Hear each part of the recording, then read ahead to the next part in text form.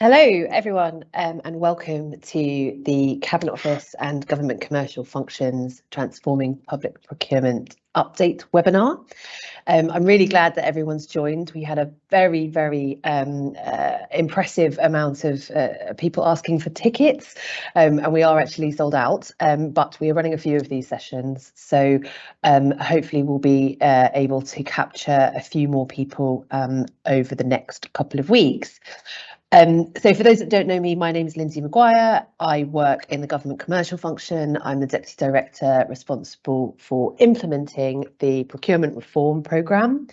And this is a programme that we've obviously been working on for quite some time. But the reason that we're doing this webinar now is that I'm really pleased to say that we have a Procurement Act on the legislative books. And those of you that have been following us probably know how much of a journey it's been to get here. So what we're going to do in this webinar is I'll go through a bit of a review of where we've come from this year and also give some insights about the parliamentary process, which has just finished. I'll go through a few of the key provisions in the Act that we see as being particularly important, both for contracting authorities and for suppliers. I'll talk a bit about the changes that have happened since we introduced the bill. So we've done a series of these webinars now, but I think it's important just to highlight what is new and what you might need to want to focus on. Having said that, we really want to turn our minds to implementation now. So we have the Procurement Act all in place. So I'll give an update on the learning and development offer, the work that we're doing on the digital platform, the procurement review unit, amongst other things. I'll also talk a bit about implementation, timelines, what that means for your organisations, and also talk a bit about what transition to the new regime will look like. Also go through some actions that you can take now.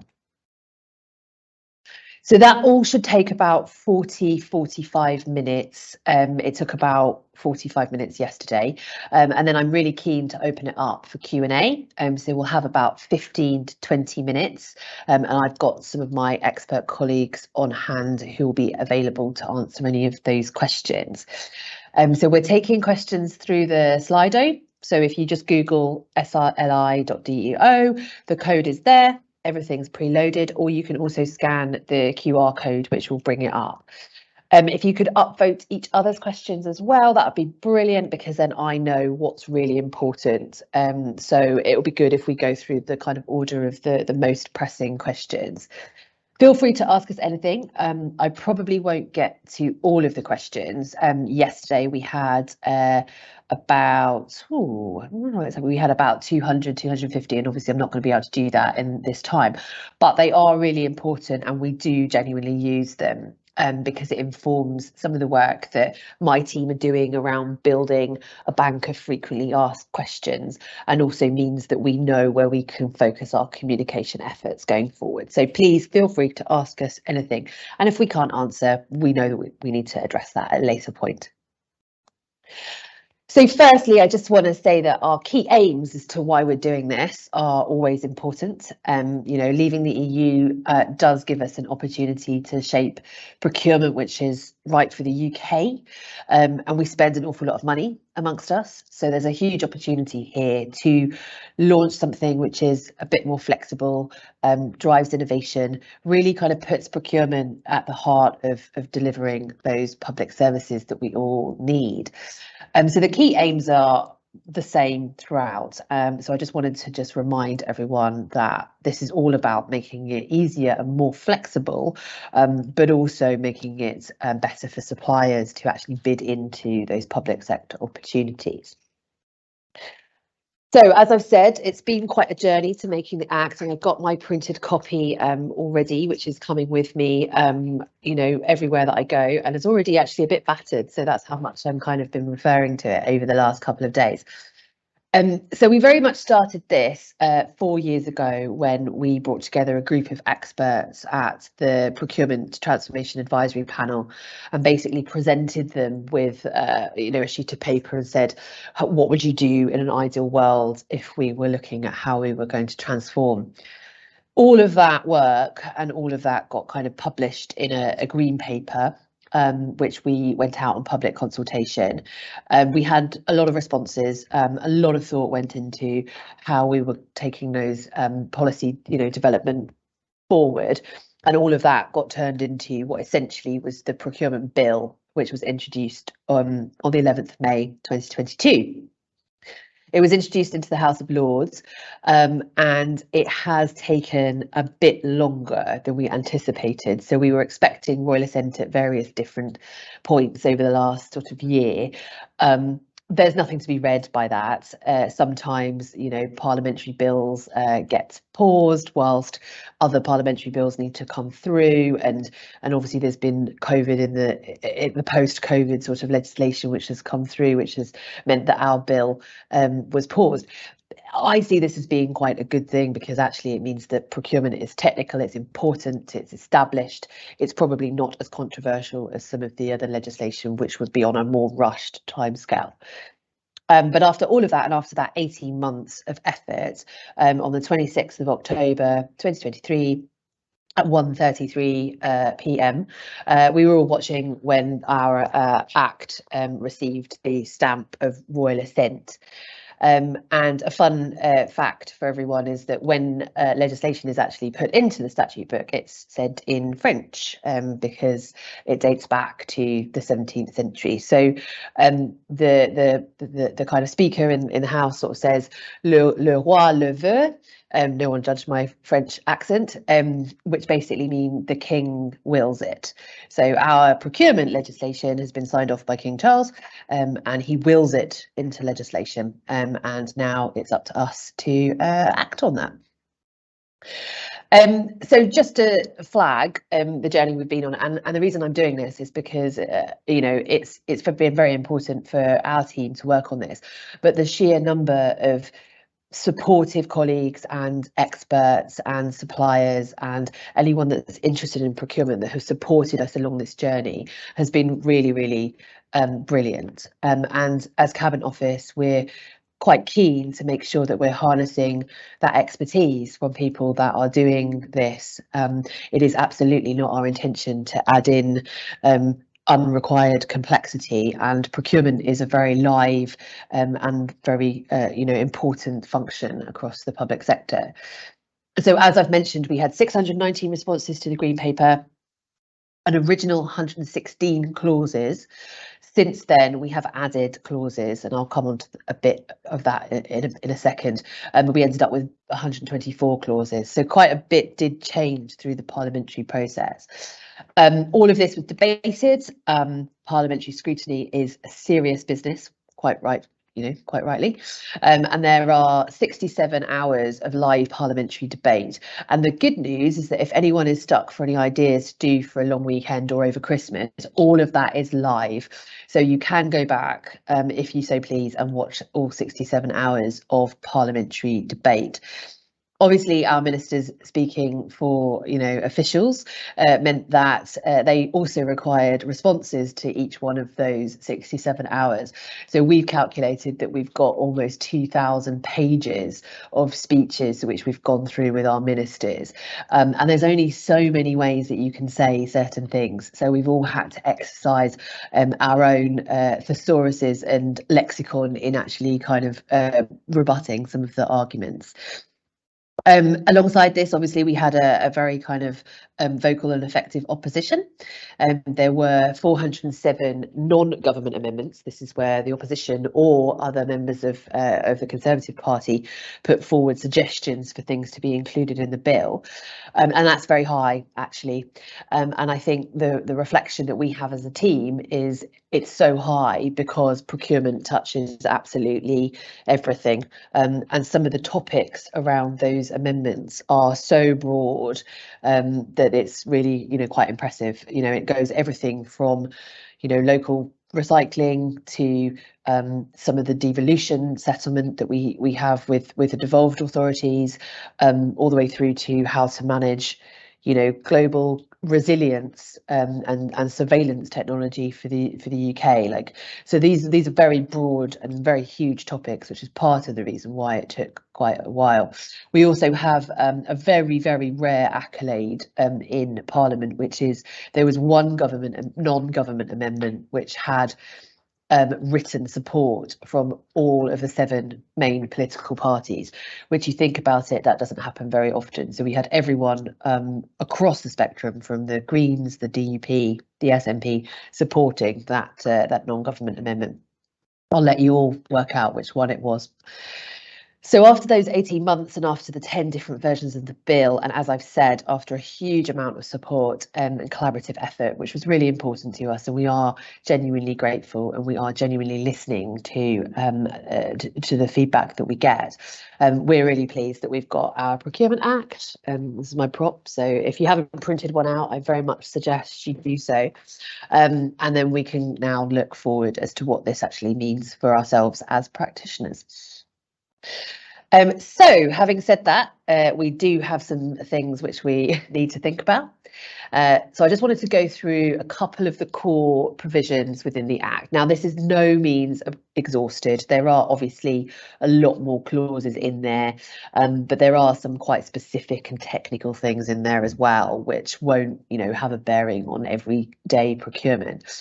So firstly, part 1 sets out the scope for this. We've very much tried to reflect the current position for the definition of contracting authorities. So if you're a contracting authority now, you should be under the new regime, although it is, of course, up to you and your own legal advice and your own organisation to establish at what level you are covered by the Procurement Act. That is the same principle that works currently. We've also built in some exemptions for utilities, for example, defence, national security. The devolved authorities also have some derogations around elements of the Act. So it's really important to understand the scope of how the Act does. One of the things that we've done is combined 4 sets of regulations into one, which is absolutely the right thing to do, but it does mean that there are elements which are excluded in terms of different services and different sectors, and it's important to be aware of that. The next important thing I see is that we have set out what the UK government sees as being the procurement objectives for covered procurements, and this is all set out in clause 12. And this was a very important part of the Green Paper, and goes from including value for money, but also maximising public benefit. And these are the core procurement objectives which should be taken into account, having regard to them when we're doing that complex procurement. Clause 13 is the National Procurement Policy Statement. Again, a really, really important mechanism within the legislation. We had a lot of debate, and I know that our stakeholders, raised this a lot over the last few years about what level of what we call policy elements would you want to include in primary legislation. So this is things like social value, our net zero commitments, which are all very important. And actually, because primary legislation is supposed to work for absolutely everyone, and our scope is so broad from the MOD down to local primary schools, we took a decision that the government's strategic procurement priorities make sense to sit in what we're calling the National Procurement Policy Statement. So the idea is that every government at the start of its term will set out what it wants to achieve through procurement and make a statement around that. Now, the actual provision for this is have regard to. So when you're doing a procurement, you will need to have regard to the National Procurement Policy Statement. There is one in draft currently, which we did before we actually went to legislation. So there is one out there, you can have a look, and it's expected that this will be in place ahead of implementation. We will talk about that in a future session. So part 3 for me is the meatiest part of the Act, but it's also the most important. So for those that are doing procurement, but also for suppliers who might want to bid into the public sector, part 3 essentially sets out our regulatory legislative framework for procurement.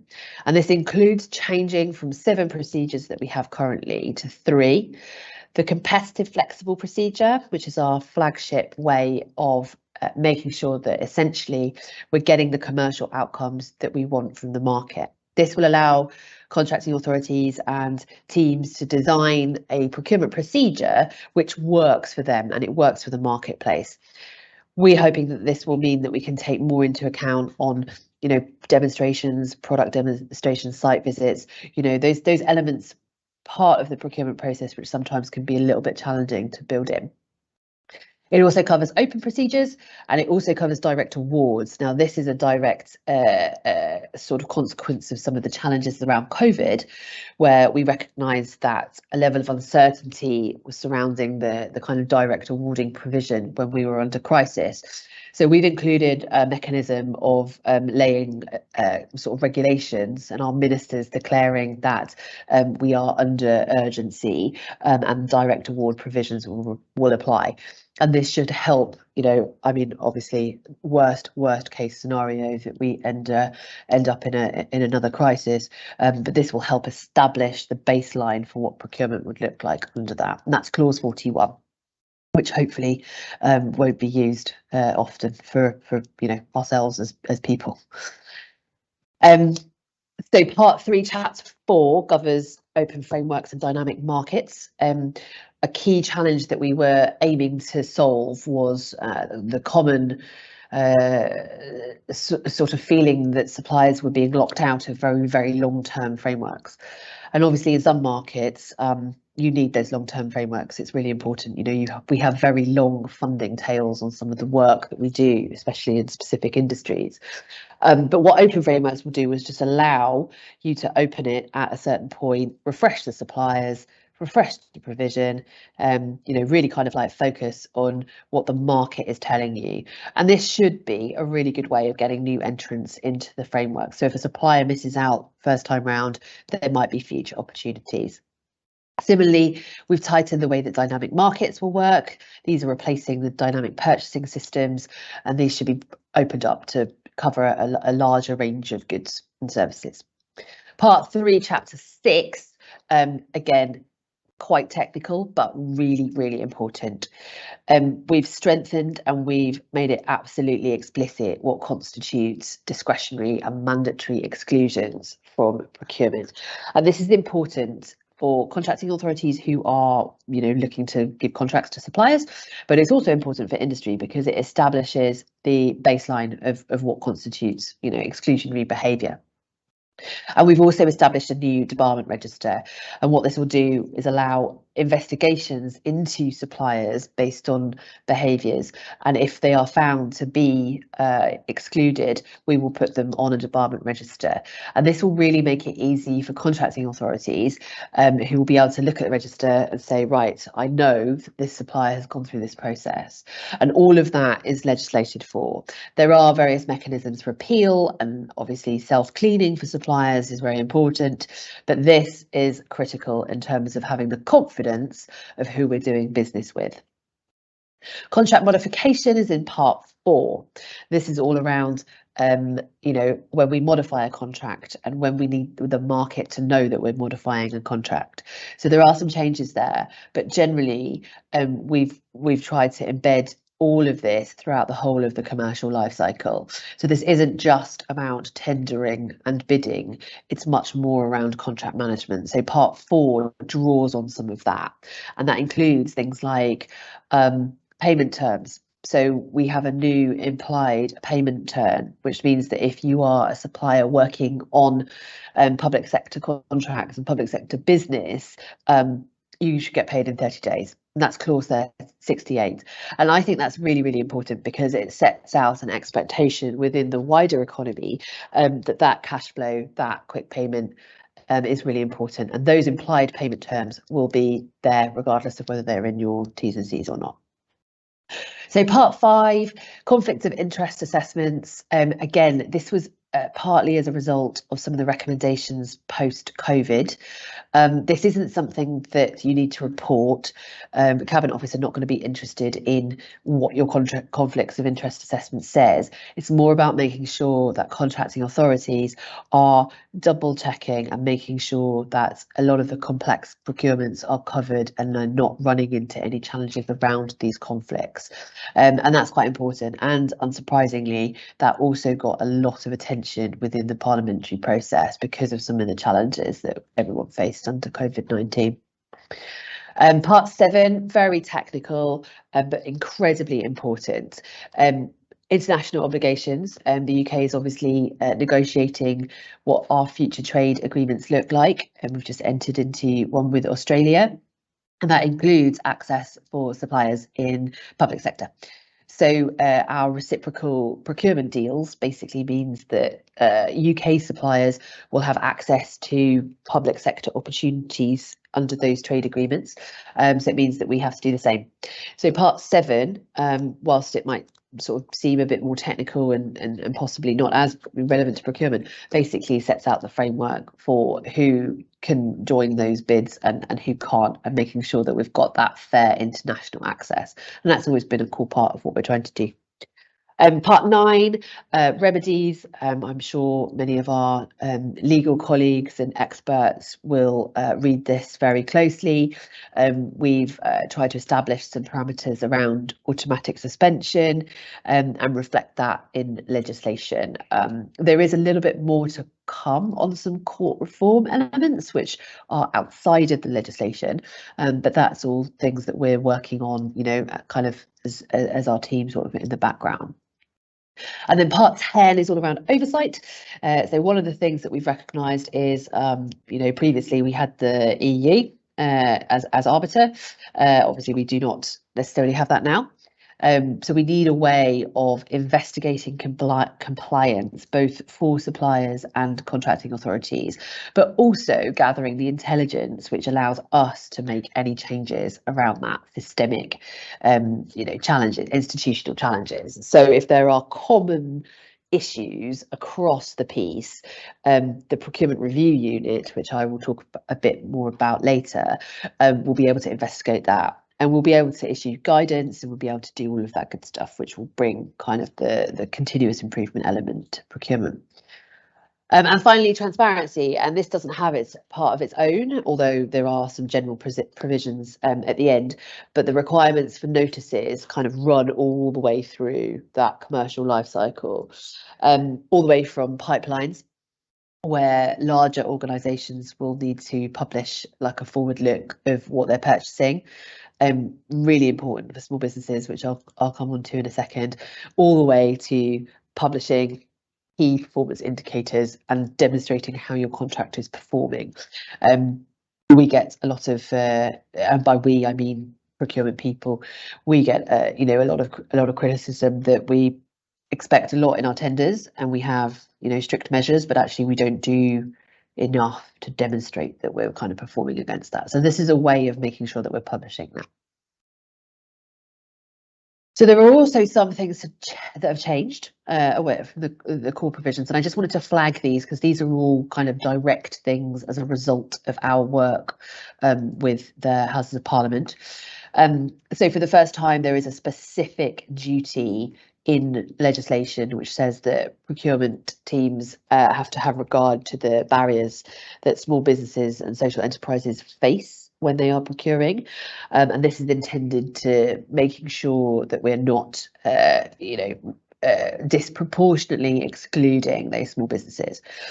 Obviously, there's always going to be procurements which are very, very, very complex and large, which are not going to be suitable for small businesses.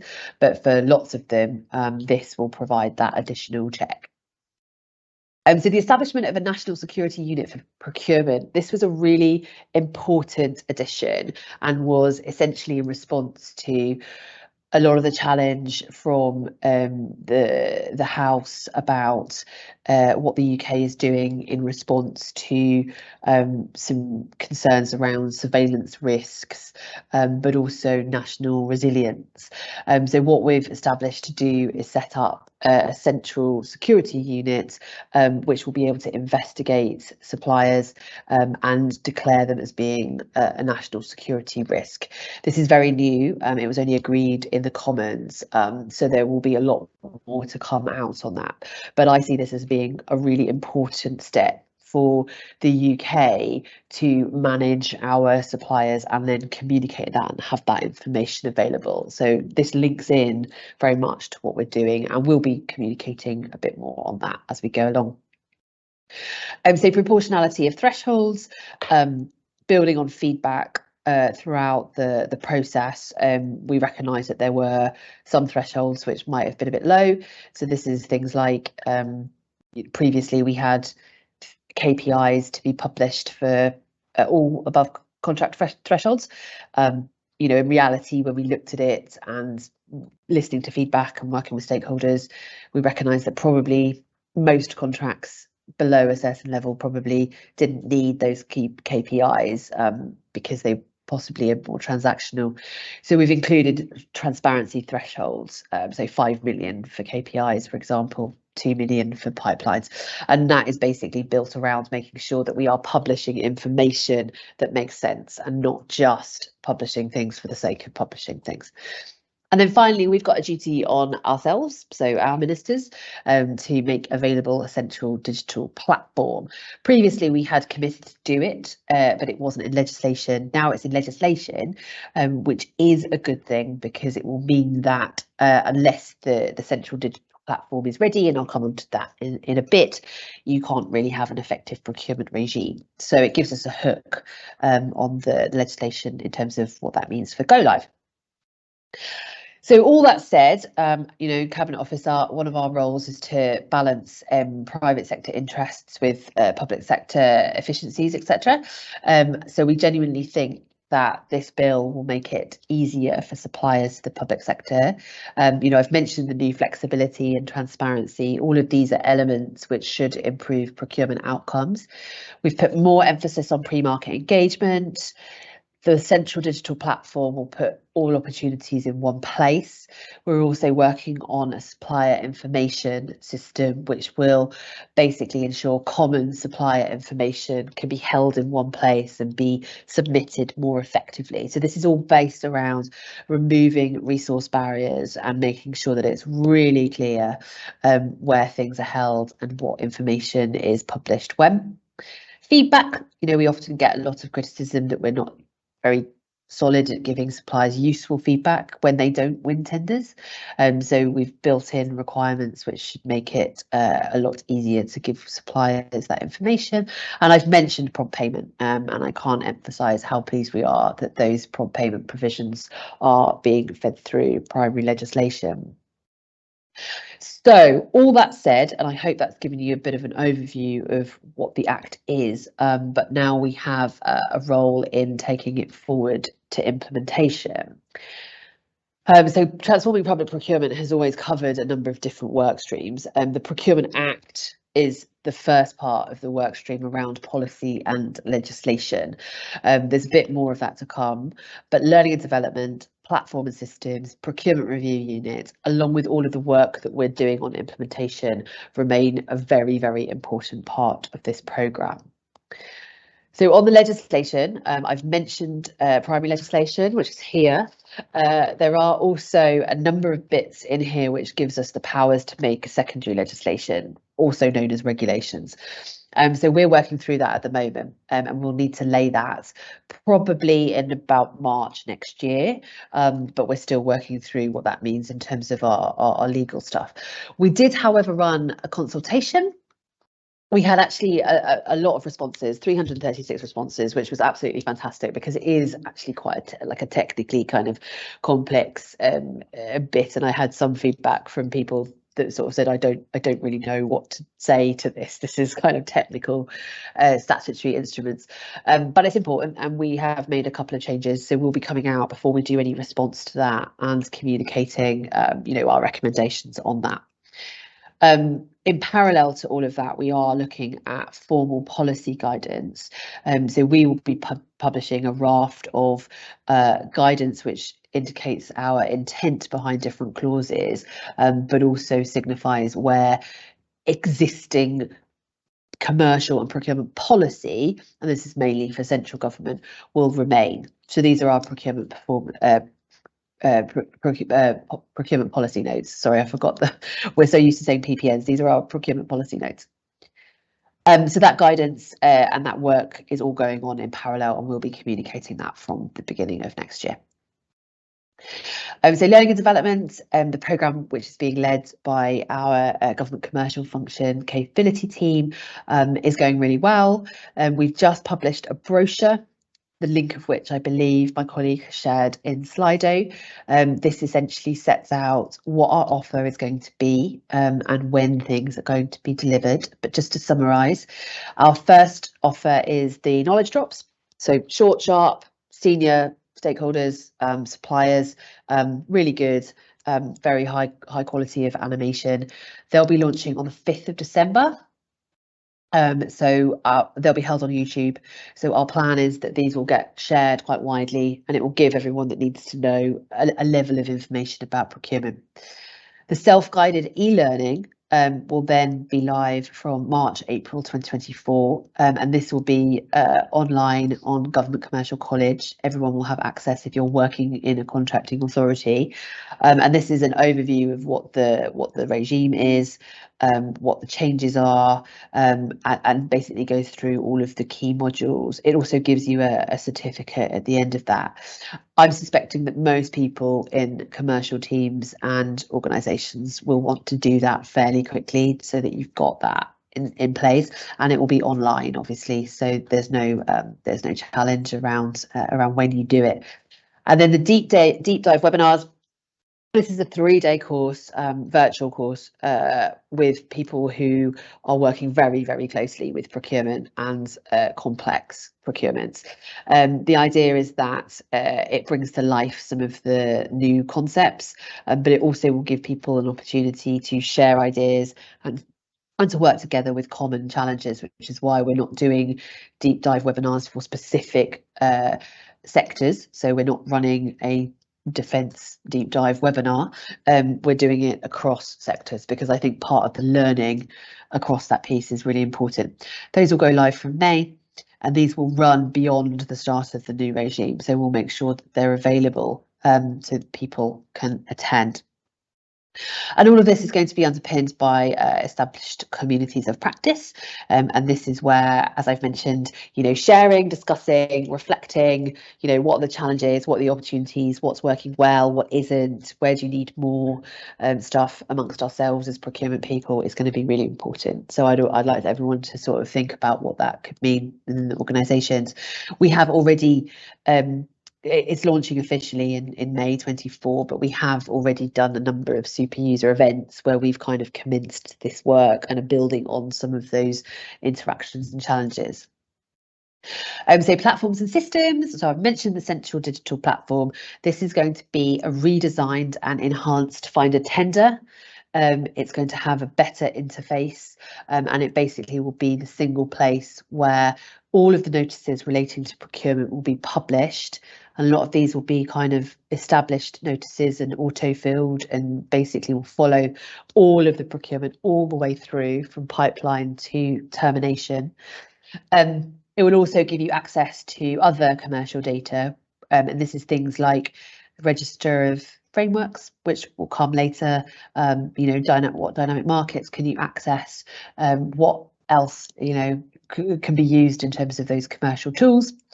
It also gives suppliers access to the opportunities, and also the public will be able to access data about public procurement. Obviously not sensitive data, but the idea is that we're making things openly available. This is a core commitment from open government, and it will allow ourselves as taxpayers to be able to go in and actually investigate and challenge some of the spending that we're seeing, which I think is a really important step. We'll be coming out with a lot more information about the platform and about the systems. But we are working with e-senders at the moment in sharing what those notices look like, so we can commence the integration. But watch this space on that. There's a lot more to come. And then finally, on the procurement review unit, I've mentioned the importance of this.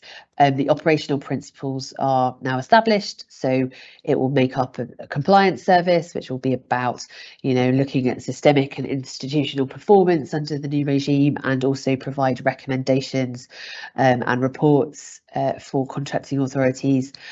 The Public Procurement Review Service, which is building on an existing service, is where suppliers can raise issues, complaints against what they see as being poor practice, and our ministers will be able to investigate and intervene as appropriate. And then finally, the Debarment Service, which I've mentioned, it will provide the investigations for suppliers, manage any self-cleaning, deliver recommendations, and actually manage that debarment register. So a hugely important part of what the underarching compliance and oversight looks like. So in addition to all of this, because obviously those are work stream specific, we're also looking at what we can do for our implementation support offer. So my team have been basically working on all of our communications. We're doing monthly updates for all stakeholders. We have a lot of new products all live on gov.uk, including animations, other videos from the Chief Commercial Officer, fact sheets, innovation ambition, which sets out how we want to do innovation, and we will also be launching lots more guidance, and we'll be communicating that quite widely, and we're working quite hard on making sure that we're capturing as many people that we can. The knowledge drop I've mentioned, that will be live on the 5th of December. So when that comes out, we'll share it. Please share it with everyone. That's really important, that we're sharing it with people that might not necessarily engage with procurement, and ongoing engagement with super users. And then starting next year, from January, we will have a service desk live for any queries. So this will be run through a help desk with a frequently asked questions. So if yourselves as contracting authorities or suppliers are having some issues with some of the things in the Act, we'll be kind of standing up a team to look at that. We'll also do the e-learning, the secondary legislation, as I've mentioned, guidance, some sessions on how to maybe navigate transition. We'll be doing other webinars like this, and lots of support to conferences and events, both for suppliers and suppliers. I really want to encourage other people to do that as well. So obviously we are a reasonably resourced team, but there are a finite number of us, so we can't support every single conference for people in every single sector. So I really want to find some true champions who can help share the messages for us, and I've seen some of that happening already, which is absolutely fantastic. So it doesn't necessarily have to come directly from Cabinet Office. Learning and development deep dives will start in the next period, and then we'll really enter the meaty session for implementation. So this is where we'll be kind of looking at readiness. We'll be doing a lot of user testing, communities of practice, etc. One thing that I'm always really keen on is making sure that our offer, as in our government commercial function Cabinet Office offer, meets expectations of what you need. So it's important to keep giving us this feedback, and I've established some really positive networks with representatives from across the whole of the public sector who are giving me that feedback about what's working and what isn't, and where the challenges are. And that means that we can build that into our planning. There's no point in us spending a lot of our time and our resources on doing something which actually isn't going to be workable within different areas, and that's really important. So just to summarise then, this is what the next few months look like. We are going to be doing other regular webinars, and as I mentioned, we will have some more tailored and targeted masterclasses on transition and what that looks like. All of that is to come, and we're working through it. So just because we haven't sort of published this yet doesn't mean there isn't an idea that we're working through in our team. So just finally, before finishing, and I'm quite conscious of time because I'm really keen to get some of these questions. Some of them look really useful. A lot of people are asking about transition between the two regimes. So unfortunately, with procurement, and the same for those of you that were around when we did the 2015 regulations. I wasn't. I was actually in industry, so I saw it from the other side. But the feedback was that actually that transition causes a little bit of concern, and people are asking about what this means. Unfortunately, because of the nature of procurement, it's not as straightforward as switching one off and then switching the other on, because there are existing provisions and because it's very complicated regulations that underpin it. So we are going to be operating with two regimes for a little while. And so it's important that we kind of establish what that means. And what we're saying is that procurements that start, which is when essentially you submit a notice or a request to the market, expecting kind of a response to your procurement, whether they start after the effective date of the new legislation, they will be conducted under the new regime. And for any procurements that have started under the old regime, and that's the PCRs, the utilities, the concession regs, defence and security regs, those will continue on that on those regulations. And that's for everything. There is no mixing of regimes. So if you've already started your procurement, if you've already put your tender out in July 2024, you'll continue under the existing regime. But if you wanted to wait until October and you put your procurement out in October, then you would be on the new one. Now, for non-competitive contracts, it's a little bit more complicated. So unless there is a VEET, we are saying that if you enter into non-competitive sort of direct procurements later than 3 months after our implementation date, they will automatically be part of the new regime. So if you do want a non-competitive procurement to stay under the previous regime, you would need to do a voluntary ex-ante transparency notice to make that clear, and then that will continue. But we will be doing a lot of guidance and work on this to make sure that you've got the examples that you need. So for management of contracts, procurements under the old regulations will continue to the end of the life cycle under the old regime. So that means any changes or modifications that you might want to make to a contract will be done under the old regime, unless it started under the new regime. And that will continue until the termination of the contract, or the decision of the procurement, or the termination of the framework. So for frameworks and dynamic purchasing systems and other systems which are set up under the current regimes, these are going to be compliant until the end, until they expire or are replaced. So we are going to have quite a long tail. And I wish that there was an easier way of doing it, but unfortunately there isn't, because it's a very, very different mix of legislative baselines, and the law doesn't work like that. So I just wanted to set out those principles for transition. Hopefully that was helpful. As I say, we are going to be doing more guidance on this, and we are going to be working with contracting authorities to make sure that we're capturing all of the different examples and eventualities. Right, well, I'm conscious of time and I will get to questions, but finally, what people can do now to prepare. Familiarise yourself with the Act, print a copy. I've got mine in case I haven't flashed that enough. Dip in and out of it. The whole point is that it's easier to read, and the feedback is that it, generally is. And there's bits in there which, might be of interest on things that you might not be working on. So, going through the kind of detail is important. Think about your pipelines. So I've mentioned this, what procurements might benefit from a new commercial flexible approach, and what might that look like? So if you've got something really exciting, really new, really, innovative coming up sort of towards the end of 2024, there's probably a decision to take about how best to make sure that that is in the new regime. So communicating widely. So I've mentioned our communications approach within Cabinet Office. It's really important that we share the messages on this, and a lot of time, and I know that procurement people will know this, a lot of the time, a lot of the challenges around procurement are not actually driven by procurement people.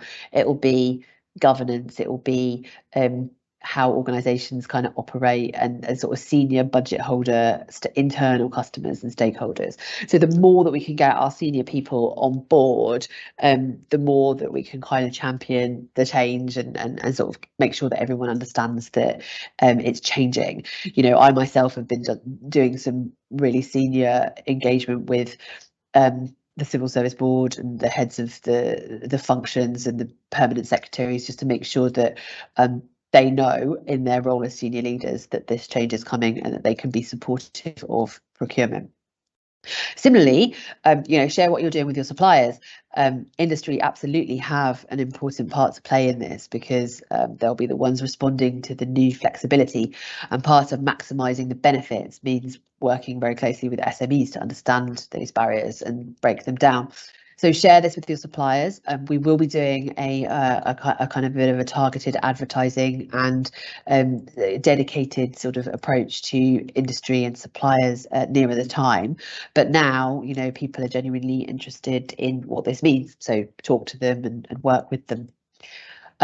Looking at your governance processes, how this change will land, are people ready, what are your challenges, all of that is really important questions to have, and we suggest looking at this at an organisational level.